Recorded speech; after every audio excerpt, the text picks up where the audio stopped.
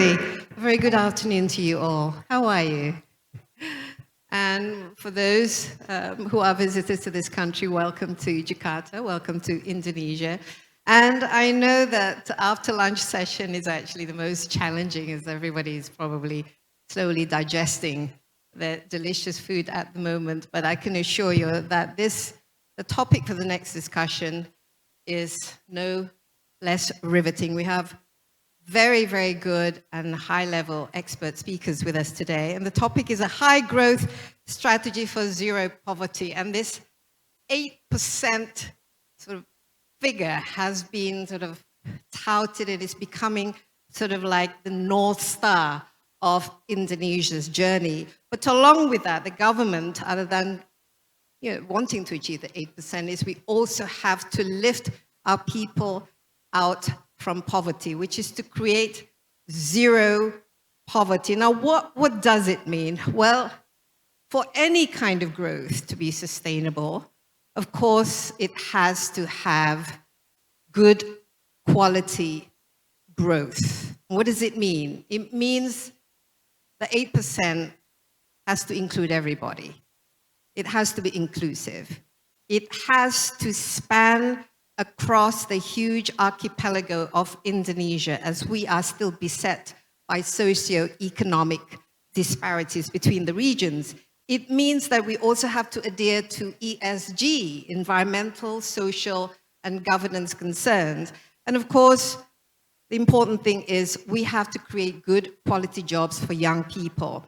And we have seen that education, for example, is extremely important. Access to social security programs is also supremely important, as well as to health facilities. Because at the end of the day, having a healthy and very strong, educated Indonesian, that would be the fundamental sort of ingredient for Indonesia to achieve the high growth. And we've seen that the government is very serious by prioritizing a program that has far social outreach, which is giving free lunches for the young and the school children and the most vulnerable members of the society. And we also see that the government wants to improve and increase economic activities by focusing on issues such as food security and energy security. But at the same time, we know the challenges are out there, not just within Indonesia, but globally. We have economic recession. We have all sorts of challenges that has already been there for a while, such as, for example, the regulations that may need to be improved, or the purchasing power that has gone down. And this has been happening in the last few years since post-COVID. We are experiencing a shrinking middle class. We are in danger of facing middle income trap. And also at the same time, we have seen businesses suffer. Many businesses people are losing their jobs, businesses are closing down. And so in this session, another major challenge that we are also facing is with the new government is reduced government spending, as well as budget constraints. So what does it mean? The question that we have to answer now is, how do we achieve high quality growth, the 8%, as well as reducing Indonesia's, lifting the poor out of the poverty line?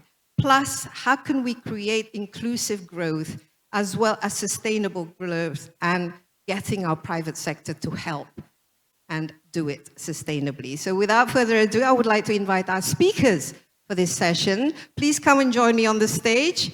Arsjad Rasjid, Chairman of the Board of Trustees, Indonesia Business Council, and President Director of Indika Energy Indonesia. Arsjad. Welcome. And we have Bambang Brodjonegoro, Special Advisor to the President for Economic Affairs. Bambang, kindly join us on the stage. Big hands, please, everybody. And also Paul Polman, business leader, campaigner, co-author of Net Positive. And I've known Paul when he was a CEO for Unilever. As a matter of fact, I think I interviewed him back in the 90s. Very big welcome again, Paul. No stranger to Indonesia. We have Ricardo Hausmann, founder and director of Harvard Growth Lab. Ricardo, please join me on the stage. And last but not least, Victor Gao, Vice President for Center for China and Globalization. And here are our speakers. Just my only complaint is in these discussions, it would be nice to have at least one female panelist, right? Just for the sort of diversity and inclusive aspect of it all. But there you go. So high growth, lifting people out of poverty, and yet doing it sustainably with care for the environment, creating jobs that are quality jobs, creating business and economic activities that can actually allow people to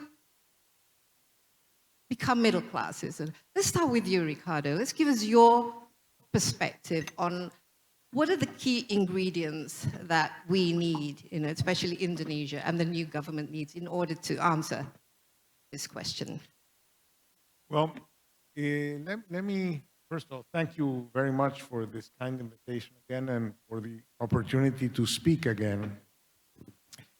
I'm going to say that I think growth and poverty reduction are kind of two sides of the same coin, in the sense that higher GDP per capita implies more jobs per capita times higher productivity of those jobs. So if you want to grow, you need to create more jobs and have those jobs be more productive. When you talk about poverty, you essentially talk about low productivity. The underlying cause of poverty is low productivity. Productivity is not something that is in a person. Productivity is something that is in the firm, in the team, in the group. It's not an individual characteristic. People are trapped in low productivity because they cannot be part of higher productivity activities. They're being excluded from participating in higher productivity activities. So essentially, if you want to reduce poverty, it implies bringing people into higher productivity activities, including them in higher productivity activities. So inclusion causes growth. Inclusion causes growth. It means that you're bringing people from lower productivity to higher productivity. It means GDP goes up. It means poverty goes down. It's two sides of the same coin. Now, if you think of it that way, poverty is the consequence of low productivity. Inequality is the consequence of inequality in productivities. In order to be productive, you have to have access to the job market. You have to have firms that have access to electricity, to water, to finance, to other workers with complementary skill, to suppliers, to markets. So you cannot do that without infrastructure. You cannot do that without financial inclusion, etc. So that's part of the inclusion process. Now, a lot of the countries in the world, when they think of poverty and inequality, they think of redistribution. They don't think of inclusion. Now, redistribution means you have low productivity, here's a check. Inclusion means I'm going to do something that will allow you to be more productive. So I would say that redistribution tends to be palliative, while inclusion is curative. Both can be expensive from a budgetary point of view because of all the things you have to do. But you end up spending the money very differently if your frame is inclusion than if your frame is redistribution. So if you say redistribution versus growth, I think there's a trade-off. Inclusion and growth, there's no trade-off. Inclusion is good for growth. Growth is an opportunity to include. But you have to think about how can you, for example, in a country like this one, every region of the country depends on things that they cannot make that they have to bring in. To bring them in, they have to import them. To pay for that, they have to export, whether it is to other parts of the country. you have to have a strategy province by province of what it is that these provinces are going to be exporting, that those exports are going to be bringing money into the province. That money is going to have a multiplier effect in the province before it goes out in imports. So you need a province by province, region by region strategy to include that region in the global economy and the national economy, so that it generates this dynamism where it demands labor. So 8% growth is going to require a lot of labor, but we need to connect those workers with the necessary skills to all the other accoutrements of productivity that have to be there. So it's a big task, but I think poverty and high growth are two sides of the same coin, but you have to focus on a strategy of inclusion, not a strategy of redistribution. So it's doable. Ricardo, do you have, from Harvard Growth Lab itself, do you have any examples of best practices where countries or regions managed to do this successfully that we can, share and perhaps give input to our government? Well, I mean, East Asia is the region to look at examples. East Asia has been able to grow remarkably fast through this transformation of the structure of production, very, very much focused on rapidly growing exports, of increasing variety, increasing complexity, increasing quality. And many countries have labor shortages, right? It's that they're desperate to finding more workers. The dynamism comes from cities. That generates urbanization. That causes rural populations to decline. That allows people in rural areas to work with more land. Korea has right now about a third of the people living in rural areas that they had in 1960. That means that in rural areas now you can have much more economies of scale because there's more land per capita, per worker. That allows for more productivity in rural areas. So I think that that's the way it has happened. The world has never grown as fast as it has grown in East Asia. Started with Japan, then it's Korea, Singapore, China, and these are places where inclusive growth has happened through this mechanism. Just very quickly, because Indonesia, the backbone of our economic sort of activity is mostly micro, small, and medium enterprises, and that's more than 90% of the labor forces go into these very small, what we call MSMEs. And the other thing is that how can we actually sort of engage and create jobs when people are mainly they're in this sort of stage of economic growth, so to speak. And the other thing, how do you see the role of industries and the private sector in driving this 8% and yet also contributing to creating jobs for the people? I mean, in all economies, the bulk of jobs are created in the private sector.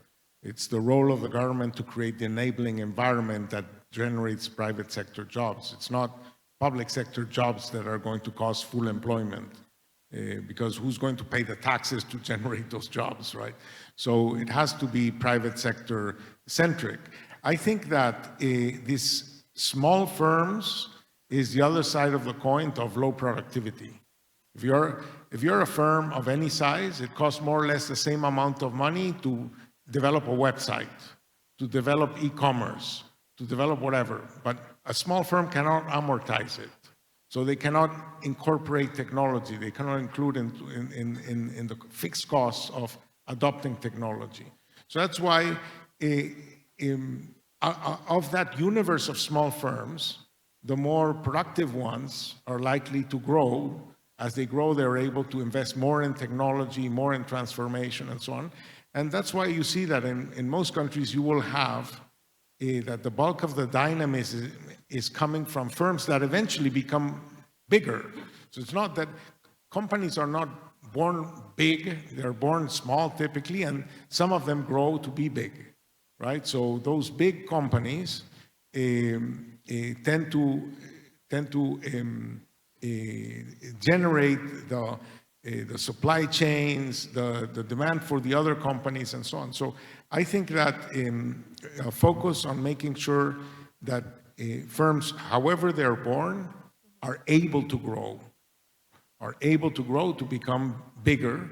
And I think that in general, you'll find that in East Asia, the countries that have grown have seen the share of employment in bigger firms to grow as a share of total employment. Bigger firms tend to be more productive, and they're more productive because you can have in the firm somebody who knows about accounting, about finance, about marketing, about human resource management, about taxes, about these different things. So they work with much more knowledge inside the organization, and that's what makes them more productive. So I think in the process of development, in some sense, your small firms are the other side of the coin of low productivity. Okay, maybe I'll pick up some of those issues later on in the second round of the discussion. But let's over to you, Bambang, as a special advisor to the President for Economic Affairs. And perhaps you could tell us a little bit of, the how to get to that 8%, but at the same time in creating, a good enough, inclusive quality growth that we can lift people out of poverty. What are the concrete things that the government is doing? Okay. First of all, I would like to repeat what Dr. Hausmann just mentioned about the need to avoid the trade-off between achieving high economic growth and reducing poverty up to 0%. In fact, it was my responsibility when I was in Bappenas how we can have the strategy to accelerate economic growth while at the same time reducing poverty at significant level. That's why during my time in Bappenas, actually I invited both of these guys next to me. I mean, I invited Dr. Hausmann talking about the growth, and I'm inviting also Polman to talk about how to finance the SDG, especially the poverty and the issue of inequality. So let me try to make the framework out how we should tackle the poverty in Indonesia. Number one, I think we should understand the poverty data that released by BPS every 6 months only reflects the poverty in terms of spending. It's not on income. That's why whenever we have Gini coefficient, usually it always way underestimated. I mean, our Gini coefficient nicer than it's supposed to be, And if we divide our society into 5 different income groups, high income, middle income, aspiring middle income, the near poor, and the poor, unfortunately, the data of BPS just talking about the bottom one, the poverty line, people who live under poverty line.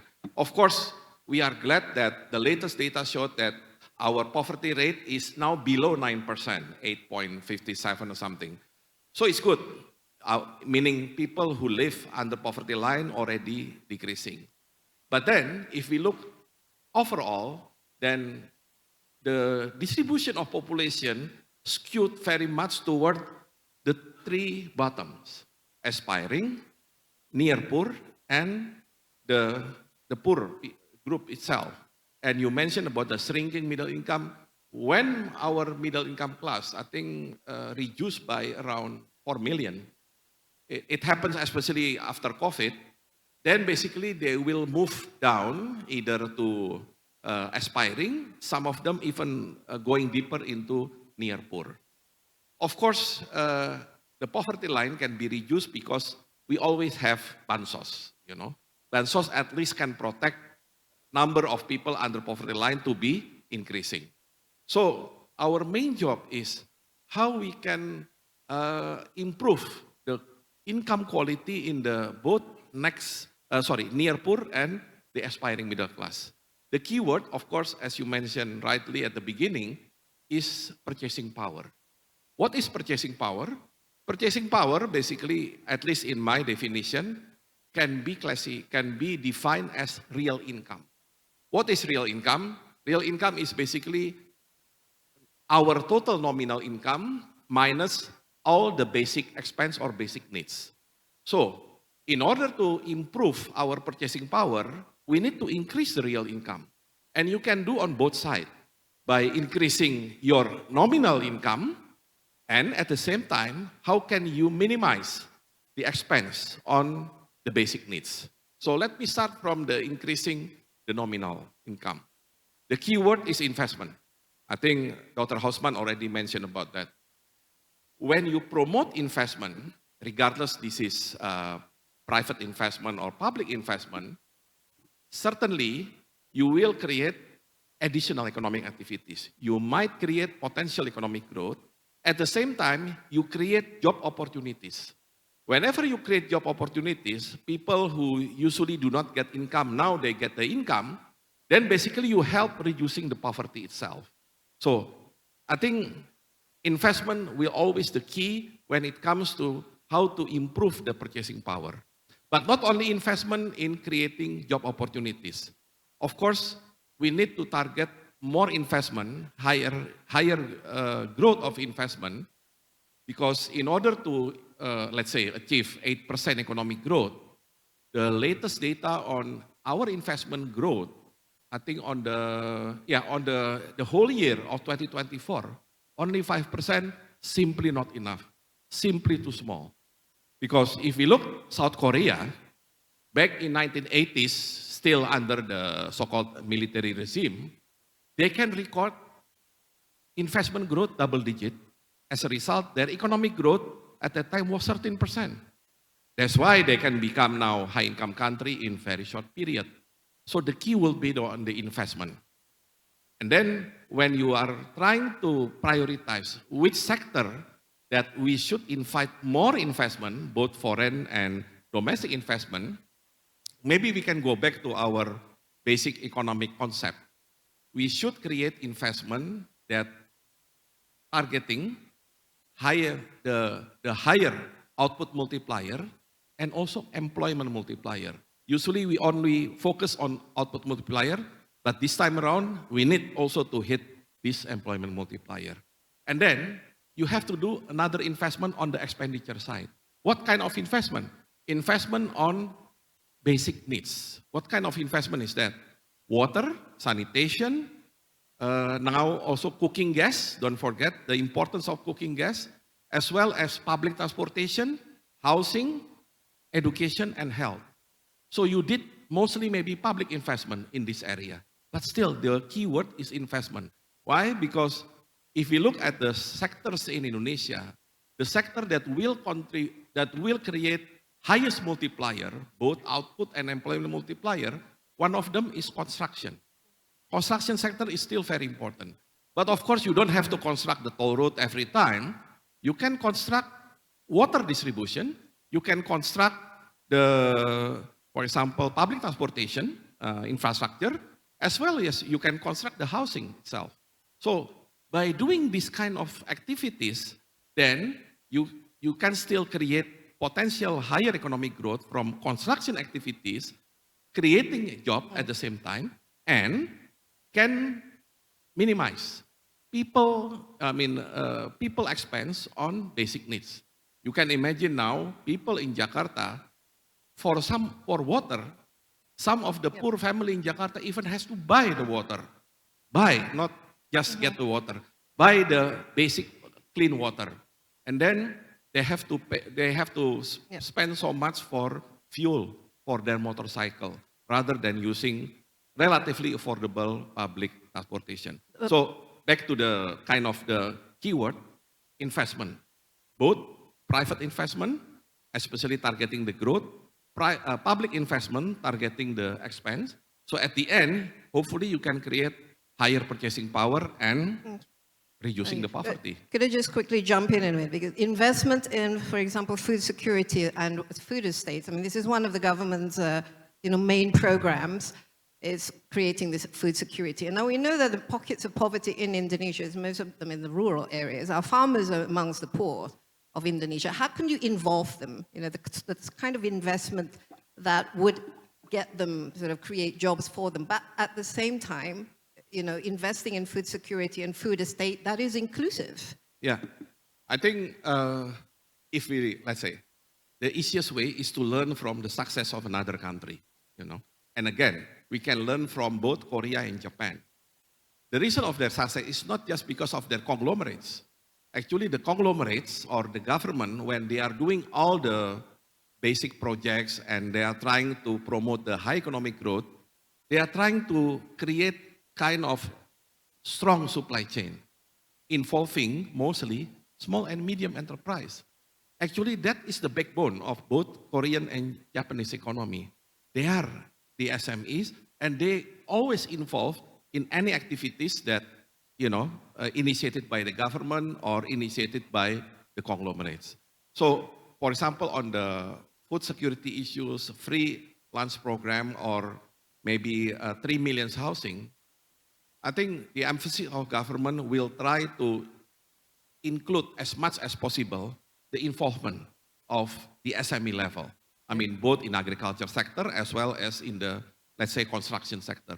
Okay. Without doing that, then you might achieve your goal in your program. You might have relatively higher economic growth, but maybe not so much in terms of poverty and inequality. Okay, this 8%, is, by the way, it's not like tomorrow. I think the government is planning a sort of gradual increase, like every year by 1%, so that hopefully by 2029, for example, we can actually achieve the 8% plus achieving the 0% target. Now, Paul, let me go to the other equation of this inclusive growth. Now, we in Indonesia, among the rest of the world, at least most of the rest of the world, we are committed to sustainable development goals with all the 17 goals of part of it just reducing poverty as well as creating good lives for everybody. Now, one of the things that companies or we in the industry as well as government we have to adhere to is the ESG, environmental and social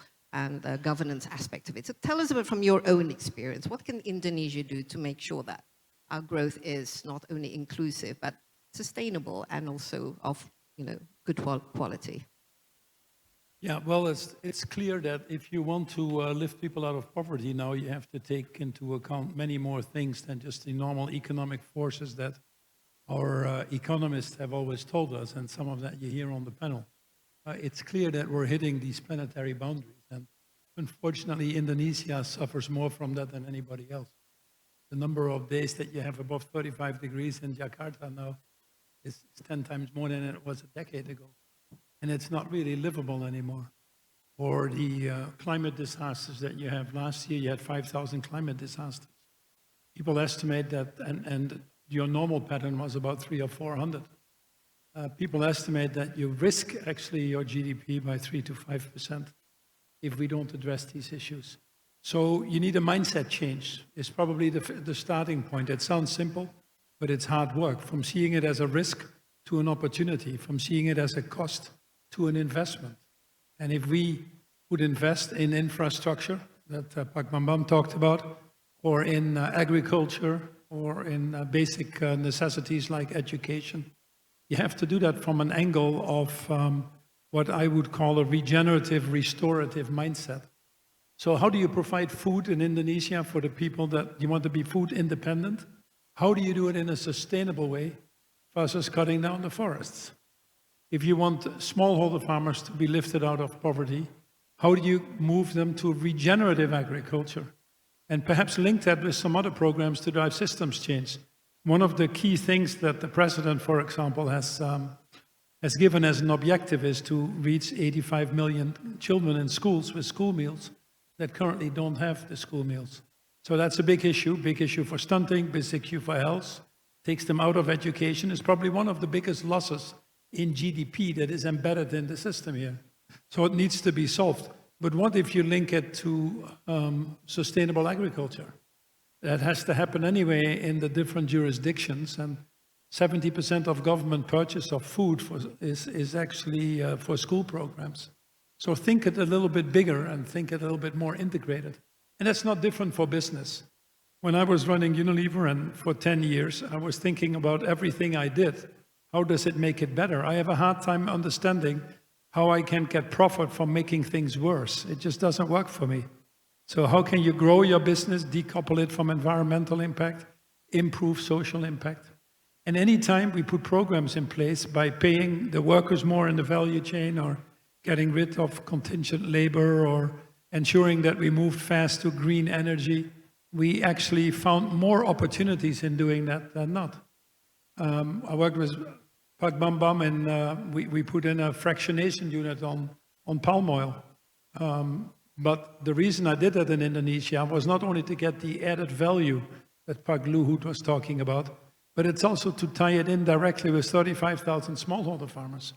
So I could source certify, but I also could guarantee them a decent income.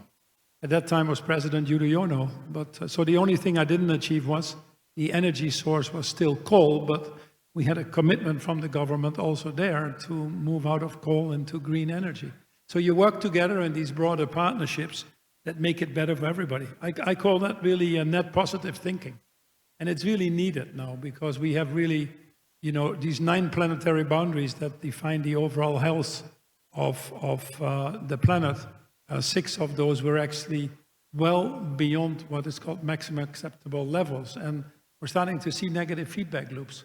So if you don't do that, all the stories that we talk about today, you can just put them in the waste paper basket, honestly. But if you turn it around and see this as the biggest opportunity you have, then it becomes a competitive advantage for your export markets. It makes your country more resilient, so you save on healthcare, you save on other social programs. And at the end of the day, I believe already now, also for Indonesia, we are at the point that if we don't act, we actually incur higher costs than if we would act. So, wonderful investment opportunity for any business person. Just very, very quickly on the moral hazard of some of the policies or perhaps the priority programs that you know, we are doing now in Indonesia, you know, giving the free lunches, food security, as well as energy security. What are the potentials or the pitfalls that we can you know, fall into with these types of programs? And the other thing is, what is the role of the government, you know, spending? We are reducing government spending. There is budget constraints now, and it's going to be, it will have some kind of impact, if not already.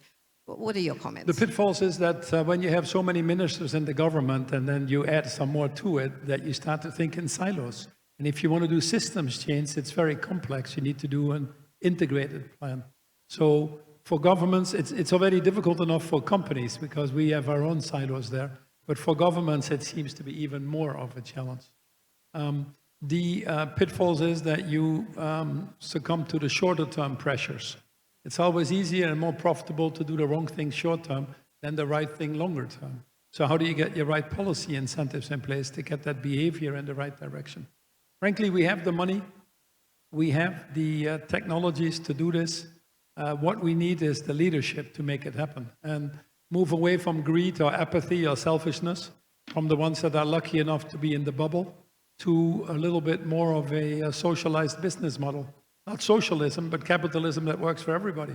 And if that happens, I think countries thrive. And that comes with a high trust in institutions, in governments. It comes with participation. It comes with partnership. But it's a land of opportunity. Now you say governments have to cut spending. You're still in a good shape in Indonesia. Many countries indeed are under fiscal constraint. It's the problem in Europe. It's the problem everywhere, more or less. Africa, obviously, incredible debt burden that absorbs all of it. But what we find over and over again is that doing it the right way actually ends up saving cost. In the UK, where I live right now, we're moving to changing the food and land use systems, rewarding farmers for paying for soil health, for biodiversity restoration. We get healthier food. The healthier food results in significantly lower incidence of healthcare cost. 70 billion on the national healthcare system can be saved by changing food habits to more nutritional food. That is more than we need actually to change our land use system. So many of these things don't cost you money if you think systems change. The important thing is let's not allow, you know, short-term interest, you know, at the expense of long-term interest at the end of the day. This is where you know, the 4.6 billion that you have to spend every year on providing everybody with a school meal is significantly less than the cost you bear by having a stunted population that's excluded from the workforce for the rest of their lives. Okay. That's the factor. Over to you, Victor, Vice President of the Center for China and Globalization. I mean, you know, China, the example of China. I remember in the 90s going to China. I think I mentioned this to you.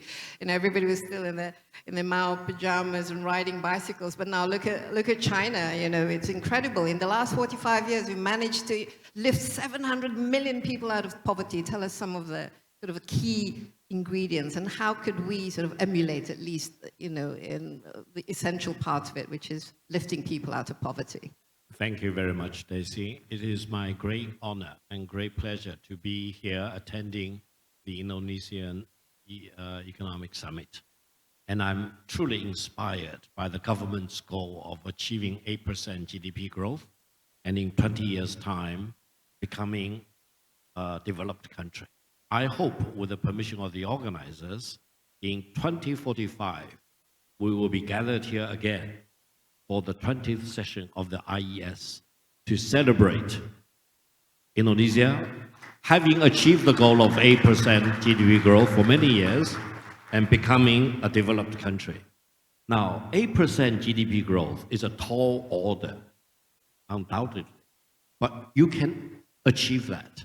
When Indonesia achieved that goal and becoming a developed country, it will be a great honor, not only for Indonesia, but for ASEAN, for Asia as a whole, for all the Muslim world, Islamic world as a whole, but also, given the size of the Indonesian population, close to about 300 million, it will be a great blessing for mankind as a whole. Now, it reminded me of what Deng Xiaoping, the paramount leader in China before, for whom I worked as an interpreter, when he became the paramount leader around 1978, he kept saying, by the end of the 20th century, China's economy need to quadruple, increase by 400 times. Nobody really thought that's achievable. You may recall, around 1978, China's total foreign reserve was about 170 million US dollar. Probably in this audience, many of the family funds, family offices have more than 170 million each, I would say. But now China is already the largest economy by purchasing power parity. China is the second largest economy if we use official exchange rate. You may recall, because other panelists talked about India, around 1978, China and India were more or less on the par in the size of the economy. But as of today, China is about 5 times as big as India's economy. I remember when I was working with Morgan Stanley in the 1990s, Japan was about 4 times as big as China. But as of today, China is more than 3 times as big as Japan's economy. So I think if China could do this, Indonesia can do this. I'm really serious. But allow me to share with you some of my observations. First of all, Indonesia need to come up with your own roadmap of modernization, urbanization, industrialization. No other country's model can be copied to Indonesia. So you need to come up with your own pathway. However, there are several things which can be of relevance to Indonesia. First, keep domestic stability. Second, keep peace. Indonesia should be friends with all and enemy with none. And then the third thing, very important, development should be the hard truth. And then you need to come up with your own unique way, your competitive advantages, for example. Allow me to share with you several of my personal observations. I think there is one advantage for Indonesia, which is rarely appreciated. Indonesia straddles on the equator, and Indonesia has one of the best locations for launching satellite. Therefore, my advice is that the Indonesian government need to leapfrog. You can easily leapfrog into one of the leading satellite launching centers. That means Indonesia should develop your space program and attract funding from all countries, including, for example, from the Muslim countries, the Gulf countries, as mentioned, and become an important launching center for satellite. And if I volunteer, I can try to help you.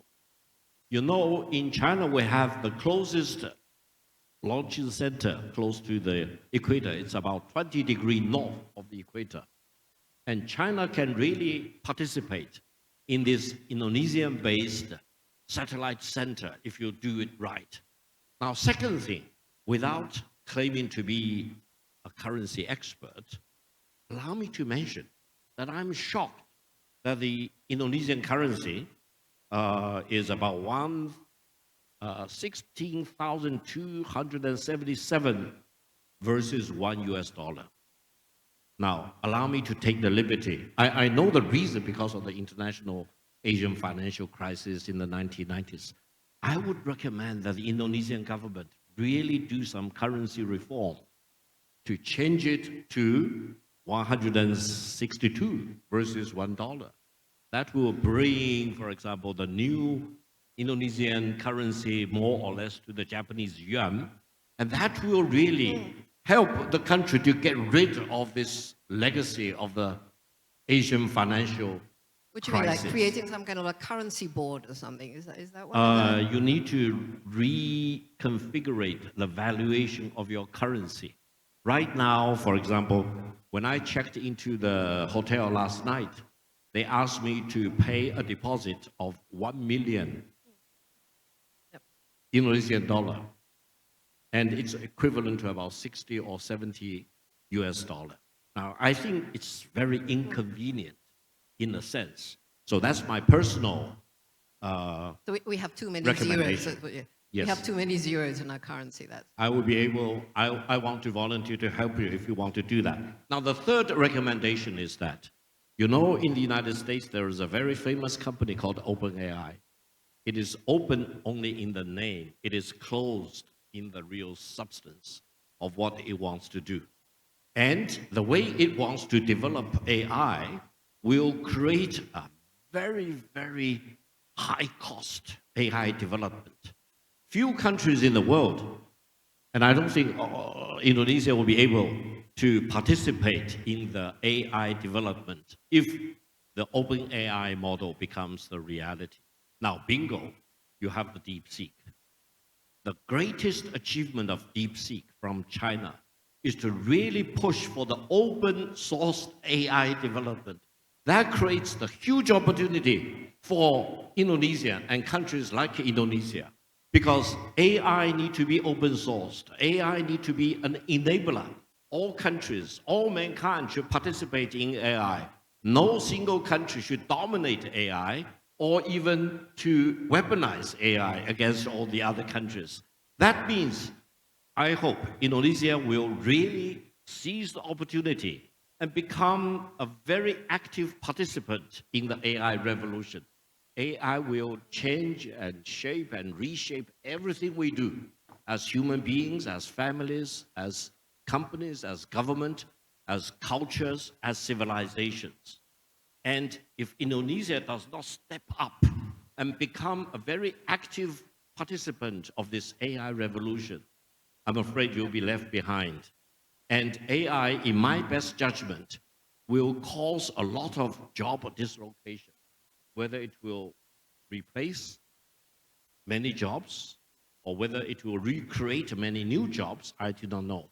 But it will be very much disruptive of whatever we do. And talking about economic development in Indonesia, when you want to become a developed country, but also eliminate poverty, that's very inspiring. Desi, you mentioned China eliminated about 700 million poverty involving more than 700 million people. That is the greatest amount of people lifted out of poverty since the Industrial Revolution, I would say.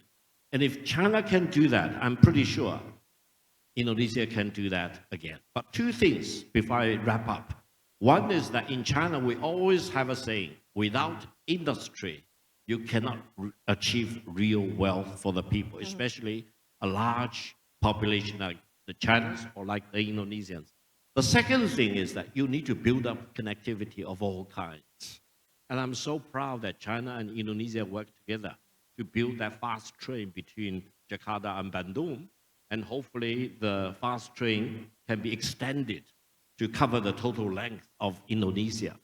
But connectivity is not only roads, it also is financial connectivity and technological connectivity. So, to wrap up, I truly believe Indonesia deserves to become a developed country. And Indonesian and ASEAN and the Muslim world, mankind as a whole, need to really enjoy the benefit of the AI revolution. Thank you very much. Thank you, Victor. I think we deserve a big applause there. Thank you for those really concrete and useful recommendations. Just very quickly, because we're in the background of this looming trade tariff war with the US, and Bambang mentioned that key to Indonesia's growth, I mean, it's all about investment.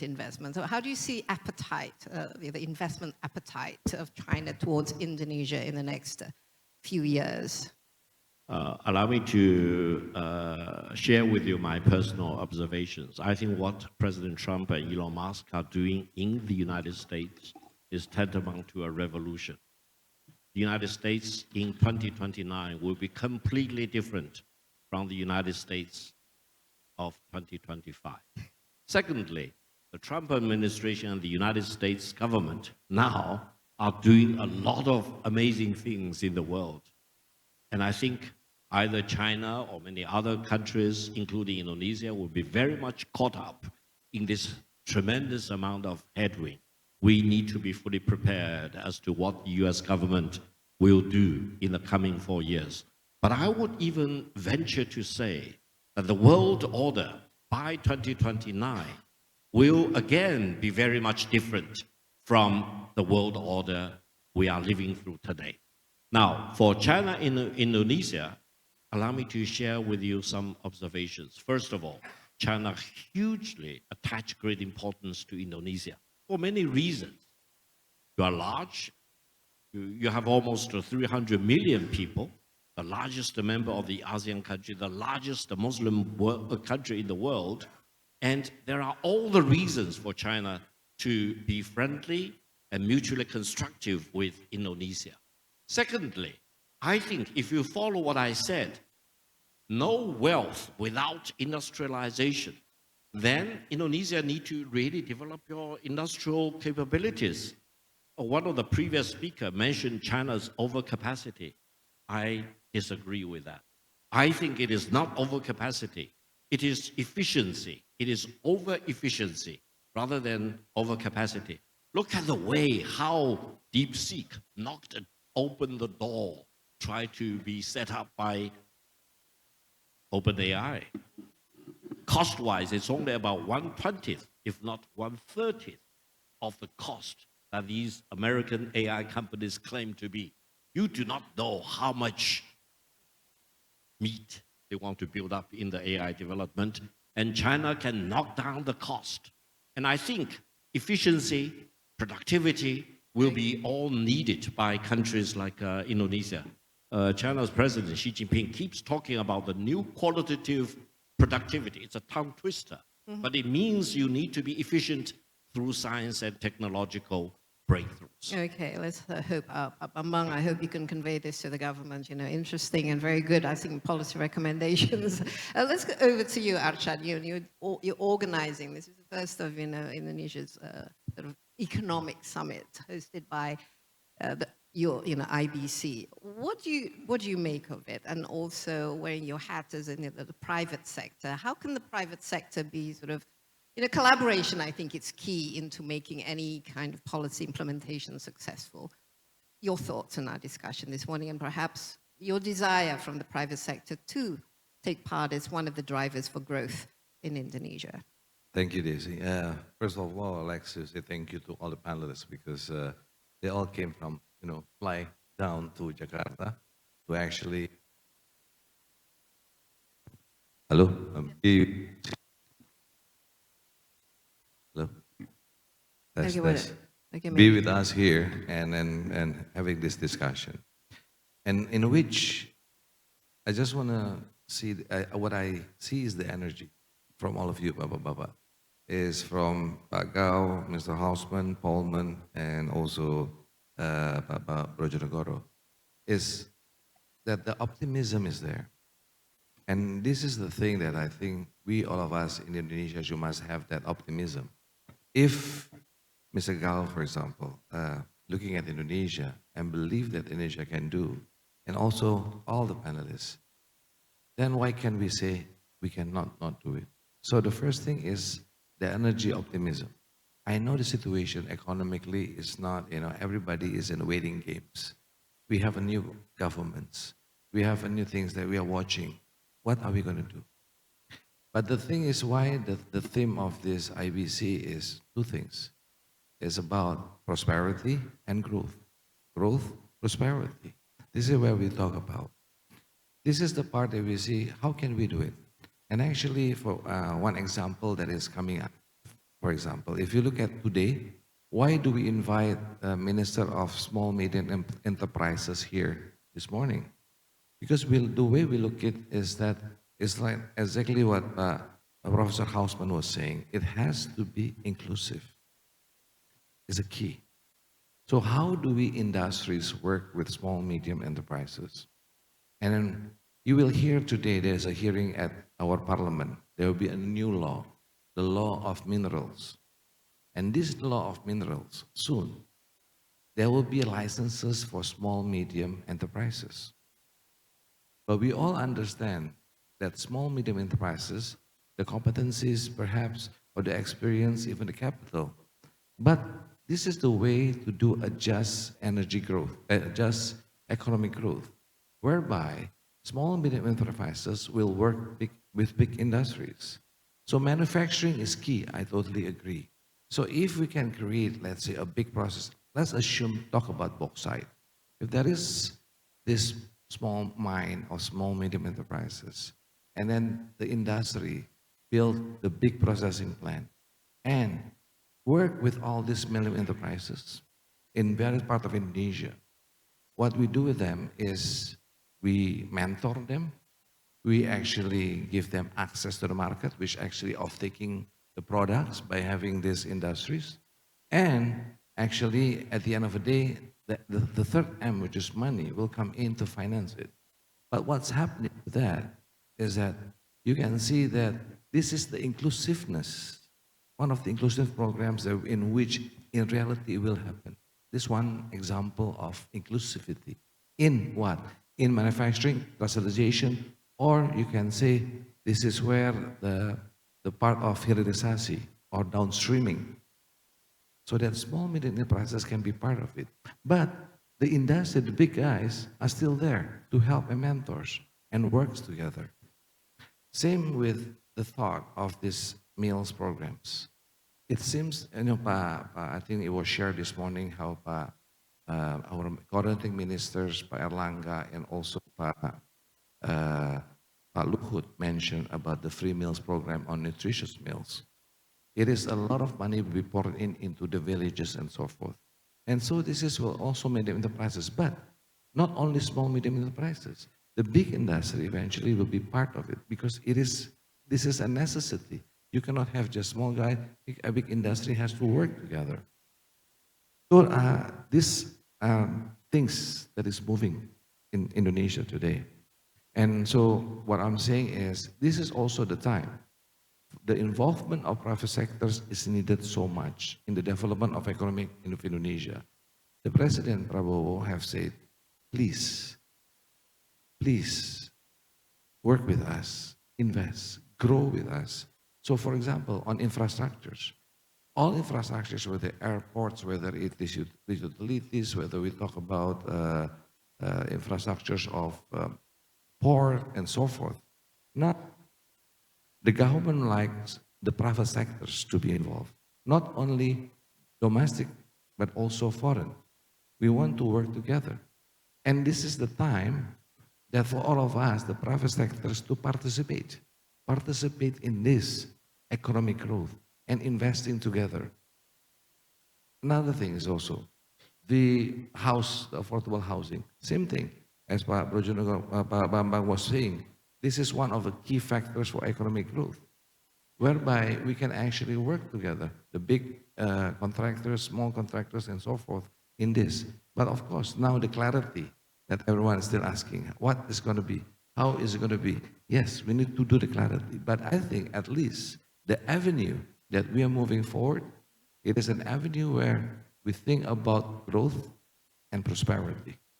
And this is the key factors, I think, that all of us here in this room, we should be participating in this. But again, yes, the clarity. Talking about the clarity. This is where we need to be able to talk with governments and government talk to us. There's a lot of things they're doing. This is only 100 days. So I just want to say, I just want to create the energy of optimism, not skepticism, of not saying what's going to happen. Yes, there's a lot of things still wondering that we are wondering what will happen. What are the regulations? What are this? Yes. But this is the time also for us to give inputs to the government. And this is where I think the interaction between public, private synergy and partnership is a key important. But are you giving the input? I mean, obviously, a forum like this is hopefully, one of the ways for the government to listen. But, how are you, and do you feel that the private sector is being listened to? No, in my opinion, for example, today, this IES, it will not stop here. This is just an event, but not this. It's the follow-ups, the discussion on smaller groups that will happen, in discussion of certain thematic. For example, talking about the affordable housing. How can the public-private partnership doing this? And that's key important. What are the obstacles of doing it? But this is where, again, the partnership is important. A follow-ups on infrastructures, whereby we talk with the government, how can we be involved in that?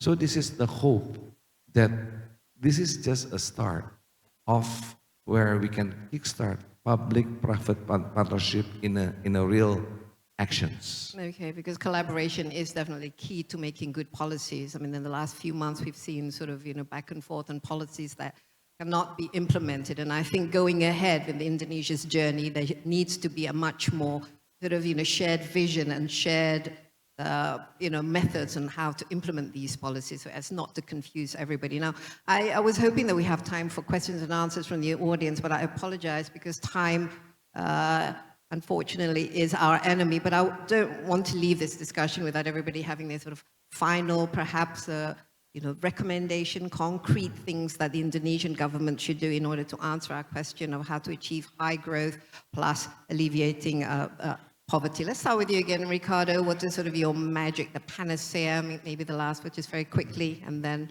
I'll get everybody else to do the same. I think you should learn from your own successes. Companies like Gojek and so on were able to energize an enormous amount of economic dynamism that is inherent in the society. I think the new technologies may allow these small firms to, for example, sell everywhere through, if you integrate the domestic market, if you solve the logistic problems, then from anywhere you can sell to 300 million people online, maybe, facilitate, automate the process of digitalizing your firms. That might generate sources of dynamism that would otherwise not be there. So I think that encouraging this innovative side of the economy, for example, your university education is growing fast. It's now at about almost 50% of US university enrollment rates, but your patenting rates are about 1% of US rates. So 50% tertiary enrollment, 1% patenting. I think there's a lot of room for Indonesians to focus on solutions to the problems you have that can become extremely valuable as a source of growth. Okay, Paul? Yeah, you need to do two things at the end. You need to attract more capital and you need to bring the cost of capital down. So if you look at infrastructure investments here, 3 to 4%, 7.5% India, 10% China, you're just way below. And it's not because you don't have investable projects. You just need the capital. So what does that mean? It means ease of doing business. It looks at corruption, your omnibus law, can you put it on steroids and move that forward? But be very focused on how do I attract capital and how do I lower the cost of capital. I have a hard time understanding that you have a higher cost of capital, right? Significantly higher than, for example, Malaysia. And not to put one country up against another, but capital moves around globally. You need it here now, so focus on that. Okay, Victor, any other sort of gems that you'd like to? No, I would say development is the hard truth, the soft truth, and the smart truth for Indonesia. And then you need to leapfrog. And you need to really prepare to deal with the headwind caused by the Trump administration on the one hand, but more importantly, caused by this AI revolution. And try to make the best of your location. The largest island country in the world, straddling on both sides of the equator. That means Indonesia, in my best judgment, can be a very important satellite launching country. Yeah. But you need to be creative. You need to bring in all the resources and leapfrog, because the world of tomorrow will not operate without satellite connectivity. Thank you very much. Okay, Bambang, what will you do with all these fantastic recommendations? How can the government get them to listen? Yeah, let me react a little bit about the satellite, because when I was Minister of Research and Technology, that was one of my ideas, trying to promote Biak Island, which is just north of Papua and only 1 degree from equator, to be the satellite launch. But actually, it's not about commercial business. It's about politics. Because the countries that express interest to put their launch is the countries that so-called not friendly with the Western world. And in our south, we have Australia. So that's why at that time, some interest just evaporated because of this political. Just to react a little bit. On the issue of the 8% growth, has Indonesia experienced 8% economic growth with significant poverty reduction in the past? The answer is yes. It was in 1994, 1995. We experienced 8% economic growth. At the same time, poverty reduction, of course, is still far away from 0%, but significantly reduced. What is the recipe? The recipe is manufacturing. At that time, our economy is really driven by the growth in manufacturing sector, but in labor-intensive manufacturing, textile, garment, electronics, and footwear. That's why at that time, we can create a lot of jobs, for Indonesian, and as a result, poverty reduction also decreasing quite significantly. So we might repeat that kind of history, but of course not with this type of manufacturing, because we might lose competitiveness in labor-intensive manufacturing, but maybe instead we can utilize our downstreaming policy, creating value added from our natural resources by, of course, inviting the FDI as well as domestic investment to support the downstreaming policy, as well as trying to create the supply chain domestically in order to support this downstreaming policy. That could be hopefully the recipe to repeat what happened in 1994, 1995. Yeah, so basically we need to industrialize ourselves, Arsjad, I will give you the last words, and also perhaps, some kind of conclusion. What would you like to see implemented after, we get off the stage? I do not wish that our conversation or this discussion to end here. There has to be something, concrete and implementable coming out of this. No, this is where we would like the private sectors to participate in the growth, but also in the prosperity. And this is the thinking that we have. And I think you've listened to all the panelists from various thinking and thoughts. But the key is how to grow with Indonesia and create prosperity for Indonesian people. And this is where I think the private sector's role, we should play a greater role. And the optimism of the private sector is important. And so with this is an invite to all the private sectors to actually participate in this journey of Indonesia 0% poverty, 8% growth. Okay, optimism is very important, but at the end of the day, the proof is in the pudding, right? Let's hope that we can create policies that are implementable, that can achieve, there's 8% growth, as well as ensure that all poverty is, wiped out of the face of Indonesia. Once again, thank you so much. Big hands, please, to our speakers, Victor, Ricardo, Paul, Bambang, and Arsjad. Once again, thank you very much for a very productive and interesting discussion. And I would like to return this event to my friend and colleague, Alia. Yes, thank you very much, Mbak Desi, and thank you once again. Give a big round of applause for that very thought-provoking panel just now.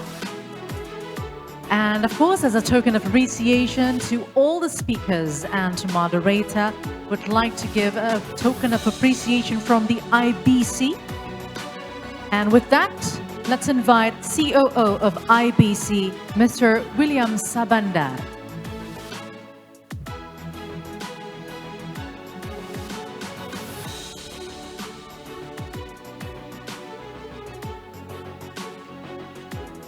A lot of terms that we picked up from this session, that Indonesia can do the leapfrog, it is achievable. Poverty and high growth are actually two sides of the coin. Inclusivity drives growth, and we need to achieve the higher purchasing power. And Indonesia has to have a clear roadmap of what's relevant for Indonesia to achieve that higher growth and inclusivity.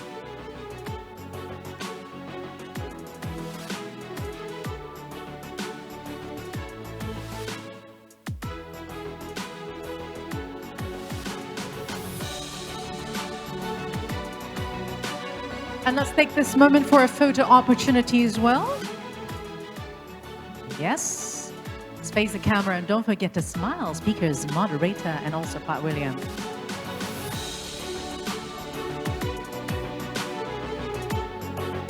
And once again, ladies and gentlemen, let's give a big round of applause for all speakers, Moderator for the session.